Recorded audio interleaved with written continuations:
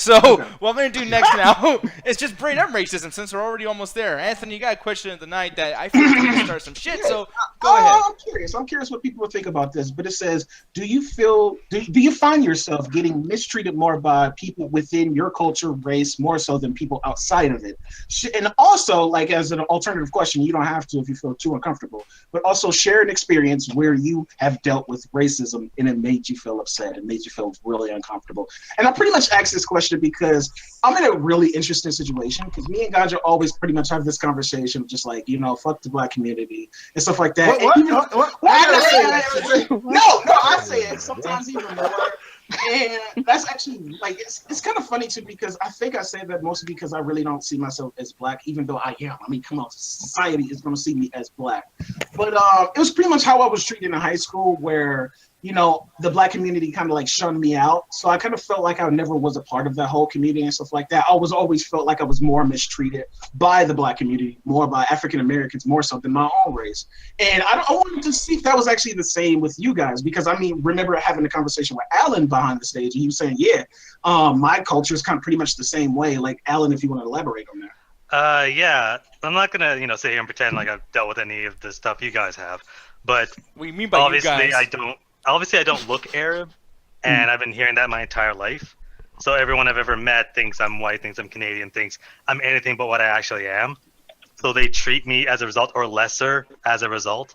So a bunch of times as a kid, they would speak the language that I understand completely, just because they thought I did it, and they would talk shit about me. Or everyone I ever meet looks down upon me because I don't look or act the same way as a certain culture. So that's just kind of something I've been dealing with like most of my life. So I kind of don't like to hang around my own people for that exact reason, of their, the constant judging, the constant looking down upon, because I don't fit their standards of what it is to be Arab, what it is to be Muslim. Yeah. So yeah, I completely agree with that statement. I mean, do you feel that more from your friends or people like do you feel that from family more or friends? Because that's another weird thing. Anybody that's part of my culture. Like most of my friends aren't Arab for a specific reason. No, like I can totally understand where Alan was coming from, because I feel like that, and I'll agree with you, Darius, because he was just like, it's more immature high schoolers and middle schoolers more so than actually like black people. But I always felt like that because you guys hear the way I talk, you guys hear the way, like, even though I fuck up my words, but I actually speak mostly like a Caucasian male and stuff like that, and I kind of like parade myself as that almost, in a sense. So in that sense, people, like, when I hang around those type of crowds, they feel a little bit like, not intimidated, but they just like, oh, you're not really black because you do this, this, and this. They almost look down on intelligence and stuff like that. And this is case by case. I'm not saying this for the whole black community. I'm just saying when I was growing up, that's what the case may be, like that. And I know me and Ganja joke about this, but he's kind of like always giving me shit. And he mostly defends, that whole culture and stuff like that, because that's what he grew up with and stuff like that. Where me, I kind of have a personal vendetta for it. Like, I'm actually the complete opposite of you, where you kind of are vindictive against that culture. Like, my culture rejected me since I was born, because I had like aunts tell me that I wasn't real Native American because of my certain blood quantity. So I never, like you and Alan, at least had a chance to experience your culture. I was shut out from birth. To the point that there's certain ceremonies I can't participate in when I go home to my reservation. But, when I was growing up, the one culture that accepted me mostly was the Black and Latino culture. Those are the ones I felt the closest with. And then again, like you say, it was kind of the ratchet side, but, they were the ones that accepted me for who I was rather than what tribe or what clan I came from. Hey, you always Dang, Ganja, I'm so sorry, dude. Yeah. Hey, but you know what? I was able to be friends with everybody else except stay on the rest. I learned from it. Hey, Bugs, well, I don't get a fucking sorry. What the hell? You see what I mean? The black people always treated me wrong. You see? Black people don't feel Anthony's pain. And I feel your damn pain, dude, because, like, I mean, you gotta look at, like, where I grew up, too. Like, my mom, we grew up in the church, and, like, I would have to go to church with people who are bougie and ratchet. Mm-hmm. And it was the ratchet bitches that would be like, oh, she an Oreo. She talked like a white girl. She listened to white people music. White? Wait, but people said you sound white? Yeah. Like, when I put my professional voice on and I'm talking like a person with intelligence, to them I sound white, because I'm not going, why ain't you doing this? Why ain't you doing that? Because I'm not talking like a fucking hood rat. People assume that I'm acting white.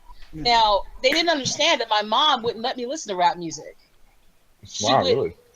I mean, my mom was very strict, because she heard one rap song and heard them cussing, and she lost her fucking mind. And I think it was a 2 Live Crew song that she heard. My mom was the same way. No Which rap two music, live- but I can listen to all That's R&B like the music. worst one.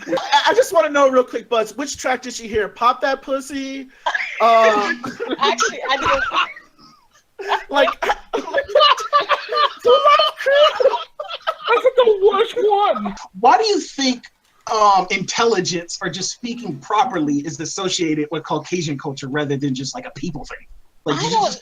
I've always wondered that my damn self, because it's like, why is it like? I mean, Obama didn't catch shit for talking the way he does, and so many other black celebrities or black politicians, or whatever, don't catch shit, except for like Clarence Thomas and shit like that. But so many other black people who do talk like that, like Oprah, they don't catch shit. So why is it when normal people like you, like myself and you, I kind of think that it's. I kind of think it's like they look at us and say, we're from the same hood, we're from the same this and the other. You don't get to do better than me. well, see, that's the thing. Like, I have the benefit of coming from a multicultural family, you know, being half Puerto Rican, half Native American. So I see it like your culture is not just specific to black people. All minority cultures do that to one another. My growing up Seminole, like my biggest thing when I was going to advanced class and just trying to get a better education was, you know, the local Seminole kids, the ones that were half and full, making fun of me, trying to fight me and shit. Like, I remember getting into school fights just because, you know, my parents were together and they were jealous about that. Okay, and I want to actually switch over to Ruthless because it sounds like he probably have an interesting dynamic on this question. But Ruthless, let me ask you, like, were you always mistreated more by the black community, or were you always mistreated by other people? Like, can you elaborate? I mean, it was a bit of a combination. I always got the talk white thing because, yeah, I have this voice. I've always had this voice. I have always talked like this because my mom was a teacher, so I wasn't allowed to act like I didn't have intelligence when I was a kid. But also, yeah, I mean, this brings itself to a lot of additional criticism, a lot of which is, you know, I talk a certain way. I have what people perceive as a certain attitude. Yeah, I do. If you think I think I'm better than you, I probably do think I'm better than you. Like, this is what it is. But Damn, you just a lot of it is, lay it all out there. I don't allow myself to be. I don't allow myself to think as if I can't handle myself in any situation. So it's not I think I'm superior to you. It's that I don't allow myself to think I can be inferior to anyone because you're human just like I'm human. Yeah. So whether you're good at something that I'm not good at or whether I'm good at something you're not good at doesn't mean anything because we're all humans. Yeah, exactly. And that's always been my mentality. That's always how I've grown up. So it's always been this community doesn't like me for one reason, that community doesn't like me for another reason. I've had to correct some people because, yeah, some white people say, hey, you talk white. Like, no, I speak with intelligence because I don't allow myself to think with, you know, unintelligent babble. That's not how I am. You don't get to hold on to speaking intelligently because of your racial lottery when it comes to ethnicity. That's not how this works. So I've had to correct everybody on things. That's just always been me. I think the worst treatment I've gotten from black people for how I present myself is in customer service situations.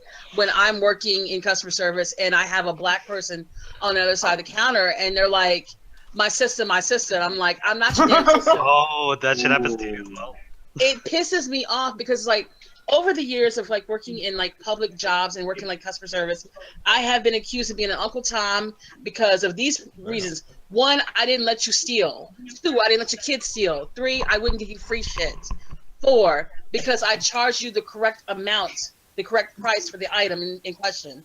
I mean, it's like, you ain't nothing but a fucking Uncle Tom sucking a white man's dick. And it's like, Damn. I had a bitch say that to me when I worked at Starbucks. I'm like, ma'am, I didn't set the prices. Your Frappuccino for your extra caramel is going to cost this much. Now, will that be cash or charge? You brought up Obama and you brought up Oprah. The reason why Oprah and Obama don't get issues is because they do what they call code switching. So when Oprah or Obama is in front of a black crowd, they will take on this very black preacher aesthetic where they talk like you would normally talk with your friends. And when they get in front of a white crowd, they talk like they would talk in front of a white crowd. There's nothing wrong with that. In fact, I do that to a certain extent myself. But there's a difference between when you're talking to friends, when you're talking to family, and when you're talking in front of a large group where you have to make a certain point. Like you need to know what a situation calls for and be what that situation calls for. There's nothing wrong with that. Know your audience. I have a question for you guys.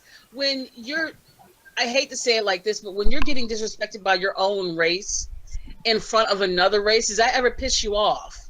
Man, I got in a fight with somebody. My first fight was against a Native American kid, and his white friend was egging him on the whole time. Tell me about how fucked up that is. Dang. Oh hell no! See, listen, that's the shit I'm talking about. Like when I've got another black person disrespecting me, calling me out my name and stuff, and it's happening in front of another white person, I feel like when it comes to racist white people, they're almost like going excellent, like they're relishing in that shit because it's like they're seeing in their own before their eyes the divide.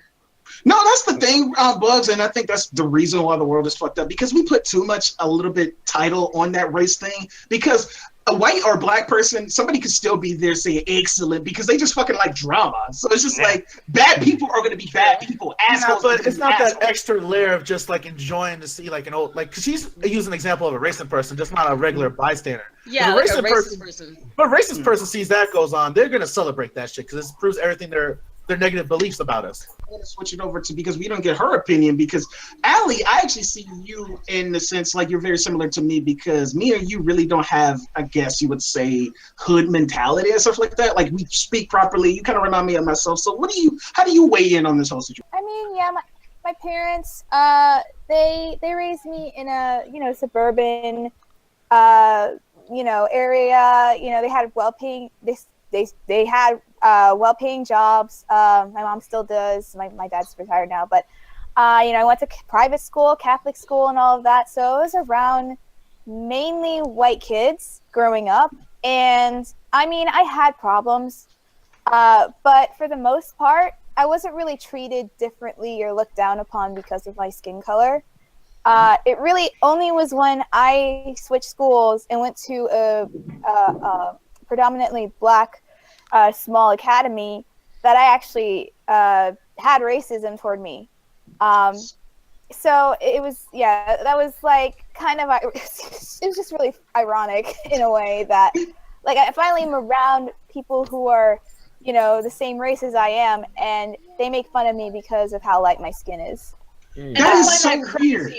I find that crazy because like in the black community, from other black people, particularly men, I got called names because I was dark skinned and my hair wasn't as soft and pretty as, say, a mixed girl. So it's like with amongst black men, they love girls your skin tone. But to hear you say that the school you went to amongst black people, they treated you like shit because you were light. Oh, that's a new trend I've noticed. It's crazy. Like, I don't get that.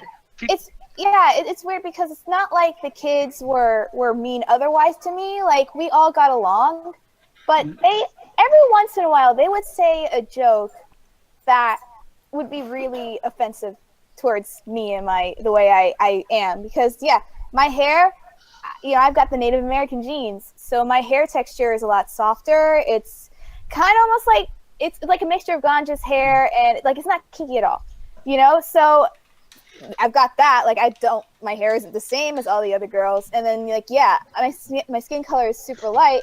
They would call me yellow. Like we were in the computer lab, and one of the girls was drawing in paint, and like she drew everyone. All of them had these dark, nice chocolate brown colors and everything, and then she got to me, and I literally was just yellow. Damn. And everyone just started laughing, and I'm just like, what the heck? No, like Allie, I got that too. I got that same situation. That's what I'm saying. Me and your situation is like that, and that's why personally I got a little bit of a vendetta against the black community in that sense, because like I learned racism from them, the people that's actually all about black power, and it's like it aggravates me in a sense because you could be so pro-black that you completely fucking miss the point. Yeah. And it's just like, aren't you doing what you want them not to? And don't that is why I hate protests.